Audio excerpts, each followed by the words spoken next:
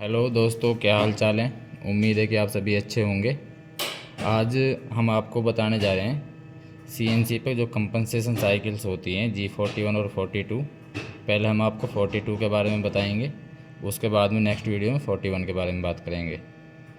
तो यहाँ सामने आप ये ड्राइंग देख सकते हो।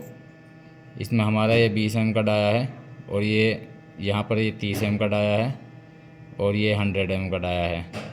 और इसके बाद में यहाँ चैम्फर है 1 एम का और ये टेपर है 10 एम लंबाई में। और यहाँ आर है रेडियस 1 एम की और यहाँ ऊपर 2 एम की रेडियस। तो जो कंपनसेशन साइकिल होती हैं उसका यूज़ क्यों करते हैं, पहले तो ये समझना ज़रूरी है। क्योंकि जो कंपनसेशन साइकिल होती है, हमें कोई भी प्रोफाइल, रेडियस, टेपर या कोई भी चैम्फर है, इसके बिना वो अधूरा ही है। एक तरह से कहा जाए तो अगर हम इसको कंपनसेशन साइकिल को नहीं लगाएंगे तो जो हमारे टूल की जो रेडियस होती है वो यहाँ पर एक्स्ट्रा मटेरियल छोड़ जाती है। जैसे यहाँ रेडियस में छोड़ गई, ये यहाँ पर हमारे टेपर में एक्स्ट्रा मटेरियल छोड़ जाएगी। तो उन सबको क्लियर करने के लिए हम G41 या 42 का यूज़ करते हैं। इससे हमारी जो प्रोफाइल है वो एग्जैक्ट आती है जो हमें चाहिए। Okay sir. ठीक है।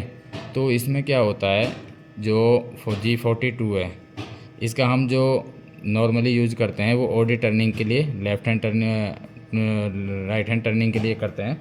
ये होता है G42, ये होता है tool nose radius compensation right. ठीक है। Okay sir. अब अगर हमें इस साइड से फेस से मतलब लेफ़्ट हैंड साइड में चलाना है टूल को, इस पूरी प्रोफाइल पे चक की तरफ लेके जाना है तो 42 का यूज़ करेंगे। और अगर हमें उधर से वापस यही प्रोफाइल रिपीट करनी है ओडी पे तो 41 का यूज़ करेंगे। Okay sir. ठीक है। अब अगर हमें ये आईडी में काम करना होता तो इधर फॉरवर्ड डायरेक्शन में तब हम 41 लगाते हैं, और अगर उधर से वापस उल्टी बैकवर्ड टर्निंग करनी पड़ती तो तब हमारा 42 लगता। Okay sir. ये क्लियर होना चाहिए। पर बाकी हमें जो ज़रूरत पड़ती है 99% तो 42 का यूज़ हम ऑडी टर्निंग के लिए, फॉरवर्ड के लिए करते हैं और आईडी में 41 का। ओके तो सर। शुरू करते हैं इसको 42 की कंपनसेशन साइकिल को। ये इसका इंट्रो है एक तरह से। Okay sir. इसका डिफरेंस भी समझ में आ गया होगा, 41 और 42 का कहाँ यूज होगा, और लेफ़्ट और राइट का फंडा भी समझ में आ गया होगा। ठीक है। सर। तो शुरू करते हैं। ये हम यहाँ पर एक प्रोग्राम नंबर बनाते हैं O003। ठीक है।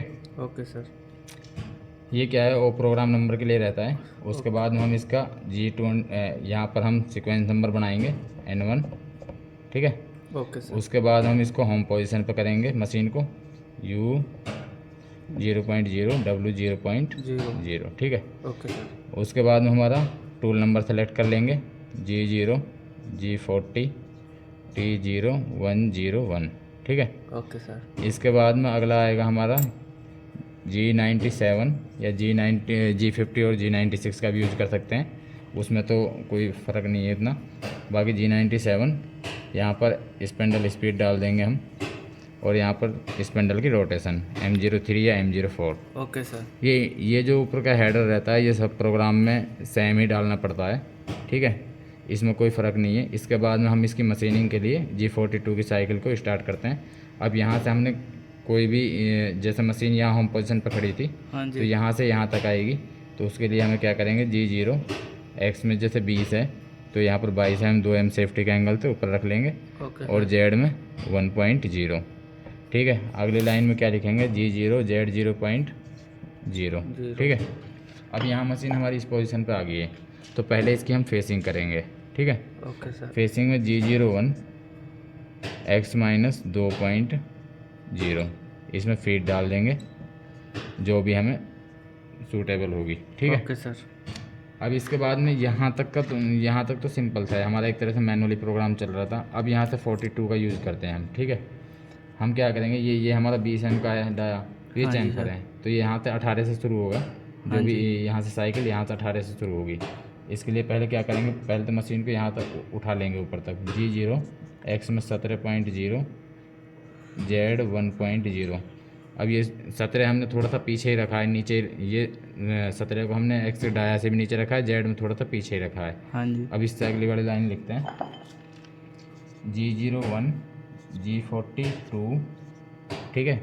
ये इंपॉर्टेंट है, समझने वाली चीज़ है। ये हमारा टूल नोज कंपनसेशन राइट हो गया। ठीक है। अब X का डाया हमारा कितने से शुरू हो रहा है, एक्स में 18.0 18.0 और जेड में बिल्कुल 0.0 0। टच करा देंगे इसके। ओके और सर। यहाँ पर हम फीड भी डाल देंगे।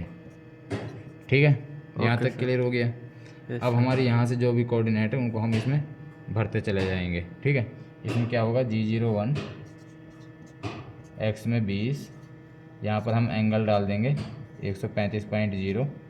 ठीक है, ओके ये सर। क्या होएगा हमारा 45 डिग्री का एंगल लग जाएगा यहाँ ओके पर। सर। ठीक है, ये यहाँ तक, अब यहाँ तक आ गई चैम्फर लेके। हाँ जी। ठीक है, ये जो G01 था ये हमारा लीनियर इंटरपोलेशन है। इसमें क्या होएगा मतलब मशीन चलेगी सीधी, या तो स्ट्रेट भी चलती है और टेपर में भी चलती है। ठीक है, ओके सर। ये क्लियर हो गया। Yes sir. इसके बाद में हमारा फिर स्ट्रेट चलेगी यहाँ तक 20 एम तक। इसमें क्या डालेंगे G01 जेड माइनस 20.0। अभी यहाँ तक का समझ में आ गया। Yes sir. तो अब यहाँ से आगे मैं इसको ख़त्म कर देता हूँ। तो अगले कोऑर्डिनेट हम ऊपर डालते हैं।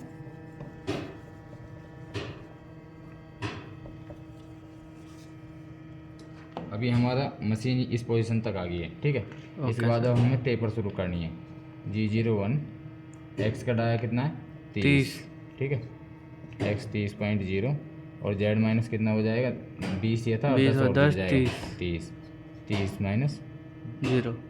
ठीक है, ओके। जो टेपर है ये हमारी इसमें टेपर लगानी होती है, हमें एक्स और जेड को दोनों को एक साथ चलाना होता है। ओके। ठीक है, ये यहाँ तक हो गया। अब यहाँ से हमें फिर स्ट्रेट चलना थोड़ा सा सीधा, कि 1 एम का रेडियस है तो 1 एम तो पहले ही रोक लेंगे इसको। हाँ जी। ठीक है, ये यहाँ पर कितना है, ये 20, 10, 30 और ये 40 में से 1 एम कम कर लेंगे 39। ठीक है, okay sir. G01 Z minus 39.0। ठीक है, ओके सर। अब यहाँ से हमें रेडियस लगानी है। ठीक है, अब हमें यहाँ पर ये रेडियस लगानी है। ठीक है, ओके तो सर। ये जो इस तरह की रेडियस होती है हमारी, कोई भी इस तरह की रेडियस होती है जो, हाँ ये जी। हमारी लगती है सर्कुलर इंटरपोलेशन क्लॉकवाइज। ठीक है, ओके। मतलब ये हमारी क्लॉक की डायरेक्शन में घूम रही है। हाँ तो जी। इसके लिए हम जो कोड यूज़ करते हैं वो करते हैं G02 का। ठीक है, और यहाँ वाली रेडियस लगेगी G03 में। 3 में। इसके लिए क्या होएगा, इस तरह की डायरेक्शन होएगी एंटी क्लॉकवाइज। ओके। ठीक है, तो ये हमारी ये रेडियस का फंडा समझ में आ गया। हाँ जी। तो अब हमें रेडियस लगाते हैं। यहाँ पर क्या करते हैं G02 एक्स में कितना जाएगा, ये 30 है तो 1 एम इधर था 1 एम इधर था, ये कितना हो गया 32। ठीक है, ये हमारी एक स्टैंडर्ड साइकिल है। अगर ये हमारी नॉन स्टैंडर्ड भी आती हैं कई बार, ये ज़रूरी नहीं है कि 32 पे जाए। यहाँ पर अगर हमें कोई रेडियस बड़ी लगा देते और हमें डाया यही चाहिए होता, हाँ जी। तो उसके लिए हम कोऑर्डिनेट कंप्यूटर से या कैड से कैम से निकाल लेते हैं, तो वो फिर उस हिसाब से भी होते हैं। लेकिन तरीका यही है, बेसिक तरीका समझ में आना चाहिए। बाकी तो हम कोऑर्डिनेट कैड कैम से निकाल के पुट कर लेते हैं। Okay sir. बेसिक तरीका यही है हमारे स्टैंडर्ड डायमेंशन के लिए। ठीक है, ओके सर। 32। अब इसमें क्या करेंगे, जेड माइनस 40 हो जाएगा। 1 एम की रेडियस थी, यहाँ पर 39 पर रुकी हुई थी मशीन। हाँ जी। तो जेड माइनस 40। ठीक है, उसके बाद में इसमें रेडियस ज़रूर डालना है 1.0, नहीं तो फिर ये चैम्फर की तरह ही काम करेगा अगर रेडियस नहीं डाली तो। ठीक है, ओके सर। अब यहाँ तक आ गई। अब यहाँ से हमारी स्ट्रेट लाइन की मशीन जाएगी। ये हमारी 2 एम की है, तो 2 इधर से 2 इधर से कम कर देंगे 100 में से, तो 96 पे ये रुक जाएगी। ठीक है, तो इसके लिए पहले तो हमें मशीन को 96 तक लेके जाना है। वो जाएगी हमारी सीधी लाइन लीनियर इंटरपोलेशन में ही, एक्स में 96 तक। ठीक है, ओके सर।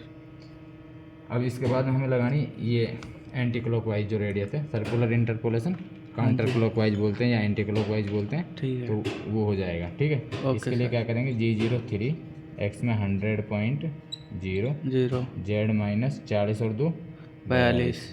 ठीक है, और आर लिख देंगे इसमें 2.0। ठीक है, अब ये यहाँ तक हमारा प्रोग्राम कंप्लीट हो गया है।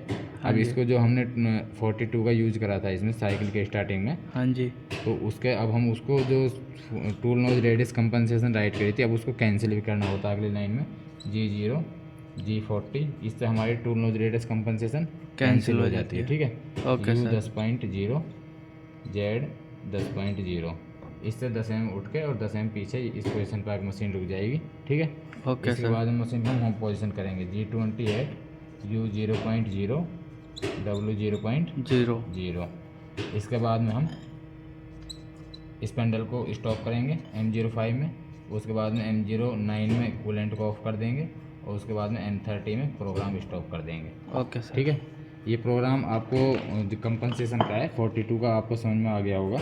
बाकी 41 की साइकिल हम आपको कल पढ़ाएंगे और इसमें कुछ भी डाउट है आप हमें कमेंट में पूछ सकते हो, और किसी भी तरह की और नई वीडियो चाहिए तो उस पर आप कमेंट में डाल सकते हो। बाकी स्टेप बाय स्टेप वहाँ तक पहुँच रहे हैं हम, और आने वाली वीडियो और भी अच्छी होंगी आपको।